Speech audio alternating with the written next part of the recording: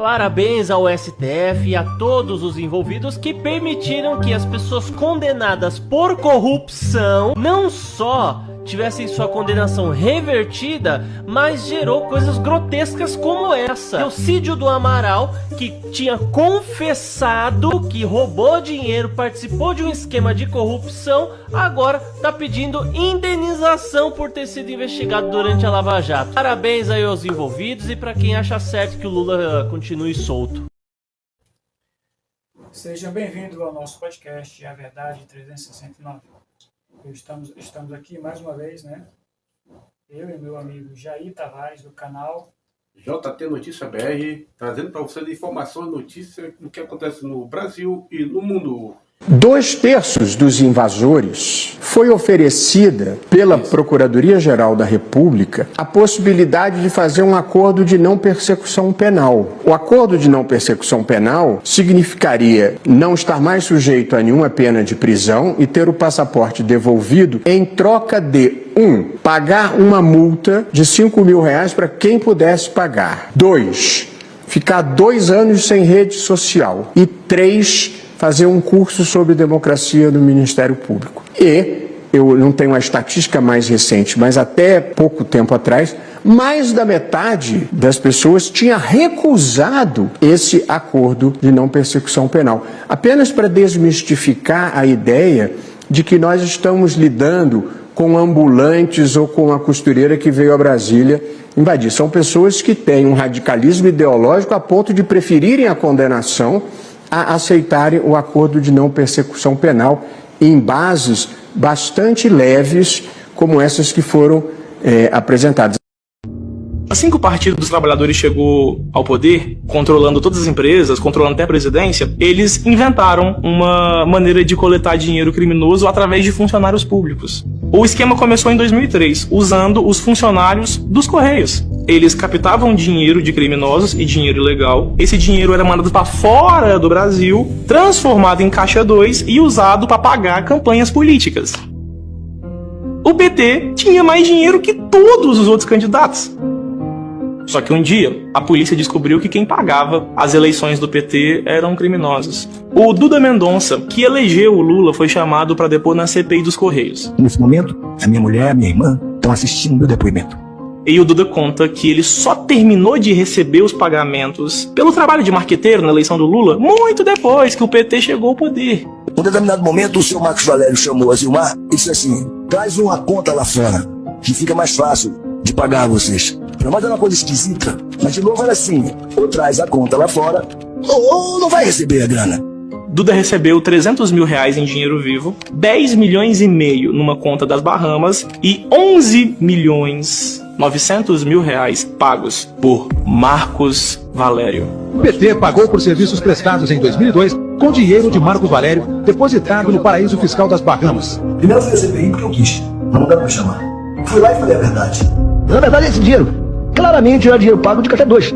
A gente sabia disso, inclusive. Mas a gente não tinha opção. Marcos Valério não é tão generoso a ponto de oferecer um presente ao presidente Lula e ao PT, à cúpula do PT, pagando uma conta do partido. Esse dinheiro veio de algum lugar. Se eu tivesse feito com a maioria das pessoas, não tinha nada pra mim. E o objetivo maior das investigações da SCP é exatamente descobrir de onde veio esse dinheiro. Lula fez um pronunciamento de emergência, pedindo desculpas pelo mensalão. Não tenho nenhuma vergonha de dizer ao povo brasileiro que nós temos que pedir desculpas. O PT tem que pedir desculpas. O governo, onde errou, tem que pedir desculpas. Porque o povo brasileiro não pode, em momento algum, estar satisfeito com a situação que o nosso país está vivendo. Mas por que e como esse homem, Marcos Valério, pagou ilegalmente 11.900.000 a Duda Mendonça para eleger o Lula? Da onde que veio esse dinheiro? O Marcos Valério, então, vai prestar depoimento à polícia e no depoimento de Marcos Valério a gente descobre a origem do dinheiro, o PCC. Uma organização fundada por presos paulistanos. No começo, ninguém acreditava nessa facção. E o PCC ganha muito dinheiro. Abre aspas, o Ministério Público estima que o primeiro comando da capital, o PCC, movimenta anualmente R$1 bilhão, dos quais apenas 20% circulam dentro do Brasil. O Ministério Público estima que o PCC movimente cerca de R$1 bilhão anualmente. Que torna o PCC uma das maiores facções criminosas do mundo. A gente recebia dinheiro de BIM. E que além disso, do dinheiro dos BIM, os BIM estariam lavando dinheiro do crime organizado. e financiando campanha de candidatos a vereador do PT e de deputados do PT, em dinheiro vivo, e crime organizado durante esse PCC. De acordo com Marcos Valério, o PT só conseguiu crescer e eleger tantos políticos porque, abre aspas, segundo o operador, a aproximação do PT com o PCC começou nos anos 2000, quando o crime organizado passou a financiar algumas campanhas políticas do partido. Então, em 2002, quando Lula foi eleito, o prefeito Celso Daniel também era membro do Partido dos Trabalhadores, e esse prefeito fez um dossiê, abre aspas. De acordo com Valério, Celso Daniel foi morto depois de produzir um dossiê no qual relatava a direção do partido os múltiplos esquemas de corrupção que funcionavam na prefeitura de Santo André e arrecadava propina de empresas de ônibus, de limpezas, de casas de bingo e até de peroeiros. O dinheiro obtido financiava as campanhas eleitorais do PT e bancava as despesas pessoais dos seus dirigentes. O prefeito de Santo André, Celso Daniel, foi assassinado com 7 tiros disparados a curta distância. Ele tinha ossos quebrados no rosto e em várias partes do corpo. Abre aspas. Uma coisa, Marcos, é você ser assaltado. Outra coisa, Marcos, é você ser assaltado e torturado. Significa que eles estavam atrás de alguma coisa. Na minha opinião, do dossiê. Fecha aspas. Segundo Marcos Valério, Luiz Inácio foi também um dos mandantes do assassinato de Celso Daniel. O caso Celso Daniel está de volta às manchetes 17 anos depois.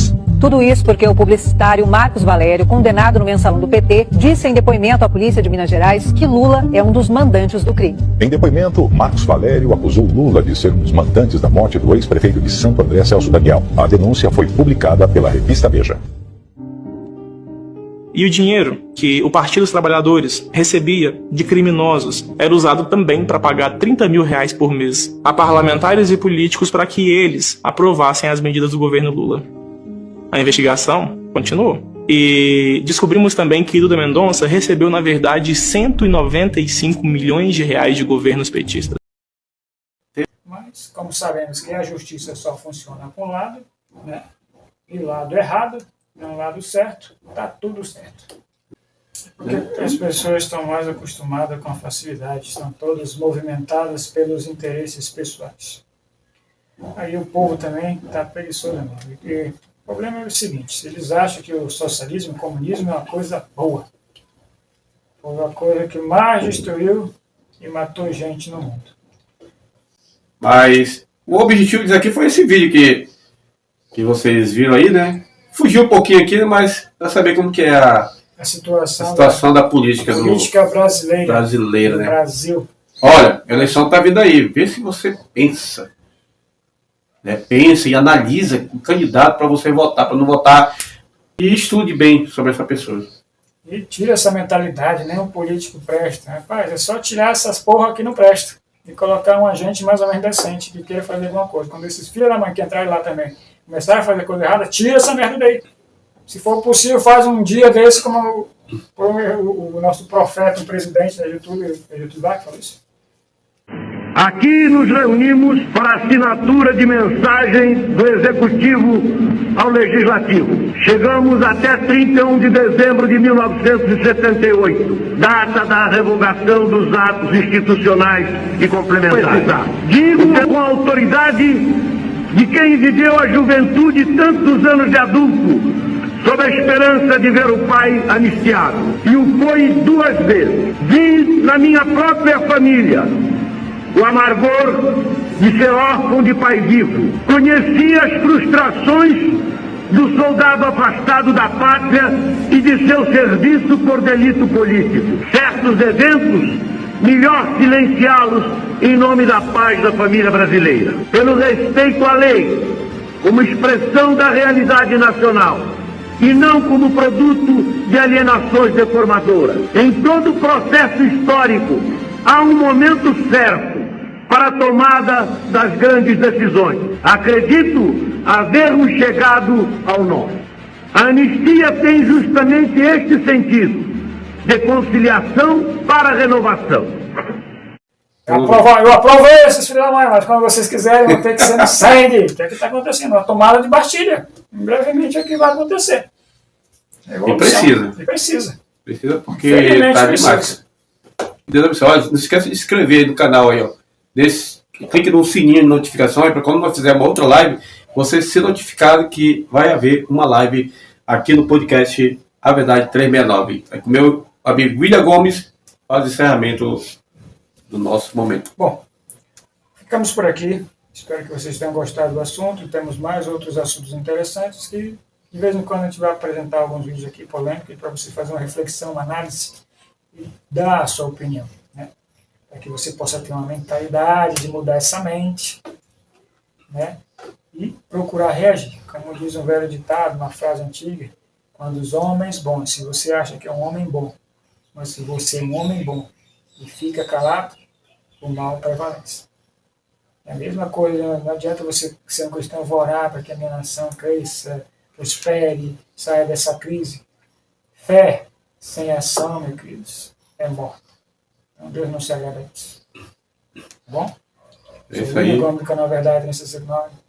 Até a próxima. Um forte abraço. 185 câmeras de segurança existiam nos prédios públicos em Brasília. 185, anotou, pessoal? Sabe quantas o Flávio Dino entregou? 4. 181 foram apagadas.